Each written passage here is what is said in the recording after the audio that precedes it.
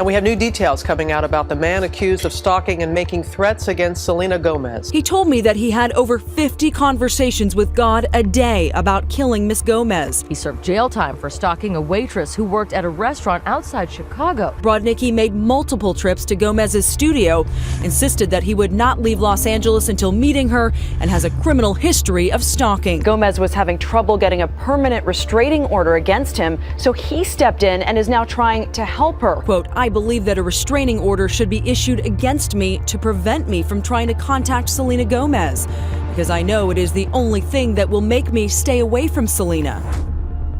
Some may think that Selena Gomez has it all. Money, success, and celebrity status are enough to make it seem like Selena has a life that would make anyone envious. But the price of fame doesn't come cheap. Since her rise to fame, Selena has become the target of several crazed and obsessed stalkers. These men have trespassed on her property, broken into her home, harassed, terrorized, and worst of all, have even threatened to kill her. Selena's first encounter with a stalker took place in 2011, and it was unmistakably the most terrifying situation for a young star to be put in.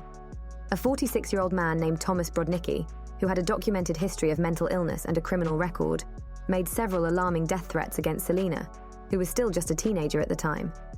Brodnicki had traveled all the way from Chicago to Los Angeles on multiple occasions in an attempt to come in contact with Selena, even admitting to lurking around her workplace in hopes of finding her. Brodnicki's proven pattern of being a pest toward women was certainly cause for concern. He has a criminal record dating back to 1986 and was first arrested for stalking a waitress in his hometown of Des Plaines, Illinois, in 2003. Those who were familiar with Brodnicki described him as someone who becomes completely infatuated with certain women to a dangerous degree. He was just a customer that came into the restaurant, locked in on her and just became infatuated with her and wouldn't let her go, said Des Plaines Police Chief Jim Prandini. Brodnicki had also already received a 3-year prison sentence back in 2008 for cyber-stalking a woman and showed no signs of stopping his quest to track down Selena. The police chief further detailed exactly how Brodnicki operates, revealing, he's a scary individual and he very quickly puts victims in fear of physical harm. He wants to have relations with them, wants to marry them within a few minutes of meeting them, wants to have children with them, and when he locks in on someone it can be a very scary experience. He further affirmed that Brodnicki should be considered a real hazard to Selena, saying, with threats that were made to her, he has graduated to a different level, and you can't pretend that this isn't going to happen. If he's put in a situation, I firmly believe that he would do something. Brodnicki would be put under involuntary psychiatric evaluation for threatening to scratch random people's eyes out on the streets, and during that time he made several concerning admissions while speaking to a psychiatrist. According to legal documents filed in Selena's case against her alleged stalker, Brodnicki professed his belief that he can speak to God and that he had frequent thoughts about killing Selena. Brodnicki was charged with 1 count of stalking, where he entered a plea of not guilty. His bail was set at $150,000, and he faced a maximum sentence of 3 years behind bars. Prosecutors alleged that the man had been stalking Selena from July up until October, when he was put under a psychiatric hold. In an impact statement to the judge, Selena stated that she was in extreme fear of this man and his intentions. The Los Angeles Police Department even deemed Brodnicki a credible threat against Selena. But in a truly shocking turn of events, Judge Edmund Clark Jr. dismissed the case and acquitted Brodnicki of the stalking charge, citing that he lacked specific intent to threaten and intimidate Selena. Instead of a conviction against her stalker, Selena was only granted a temporary restraining order. Despite the ruling, Louisiana detectives strongly believed that Brodnicki was dangerous, but they were unable to provide any sort of protection because the case had been dismissed.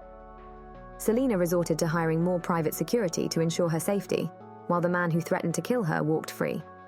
In an even more bizarre twist, it was Brodnicki himself who would later agree with Selena's accusations and encouraged her to pursue a restraining order against him. In a declaration to the judge, Brodnicki insisted that a restraining order would be beneficial, saying, I believe that a restraining order should be issued against me to prevent me from trying to contact Selena Gomez. He further told the judge, I do not wish to object to the restraining order against me, because I know it is the only thing that will make me stay away from Selena. Detective Jose Viramonted of the LAPD went on to tell the court, he told me that he had over 50 conversations with God a day about killing Miss Gomez. Selena could finally breathe a slight sigh of relief when Judge William D. Stewart finally had ordered a 3-year restraining order against Brodnicki, ordering him to remain 100 yards away from her at all times. He was also prohibited from attempting to contact her and her family and her assistant. TMZ tracked down Thomas Brodnicki in November 2011, where he delivered a truly manic interview. He told cameras, I don't like even touching anything that isn't Selena Gomez, before professing that Selena Gomez and I are the holy chosen ones of God. Brodnicki continued his increasingly worrisome rant by saying, "I'm not overly concerned if I meet Selena in the flesh, because it may be like scripture says, no man has seen the face of God. Maybe us being together is too much like seeing the face of God."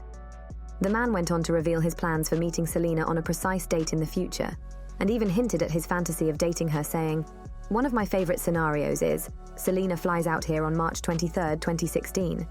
We start seeing each other, and we don't even touch each other for a month." Selena's second encounter with a stalker took place in January 2014. This time, a 19-year-old man named Juan Garcia was arrested outside Selena's Tarzana, California home after a panicked relative made a 911 call to report seeing a man creeping around outside on the property. Once apprehended, the fanatical man told police that he had traveled from his home in Arizona to see the singer in person. Garcia pleaded no contest to trespassing and was found guilty. He was then ordered to stay 150 yards away from Selena and received 3 years of probation. Selena listed her house for sale that same year and sold it for $3.45 million. Surely, Selena had hoped to put the memories of overzealous fans behind her, but this wouldn't be the last time that Selena Gomez has to deal with something so sinister. By March 2014, Selena was faced with another scary situation involving an obsessed stalker. A 20-year-old man named Chi Cruz was charged with felony stalking and violating court order to stay away from Selena Gomez. Cruz had been arrested twice in 1 week for breaking into Selena's LA mansion, located in the elite neighborhood of Calabasas. Cruz was first charged with breaking into Selena's guest house on March 30th, and eventually admitted to jumping her fence to authorities. He was ordered to stay away from Selena and her estate, and was sentenced to 45 days in prison, but was released from jail only 2 days later. A few short hours after his release, Cruz was arrested at Selena's home for a second time. He pled not guilty to the charges, and bail was set at $160,000. If convicted of the crimes, Cruz faced up to 4 years in prison for his relentless pursuit of Selena. The man eventually struck a plea deal and pleaded no contest to stalking Selena.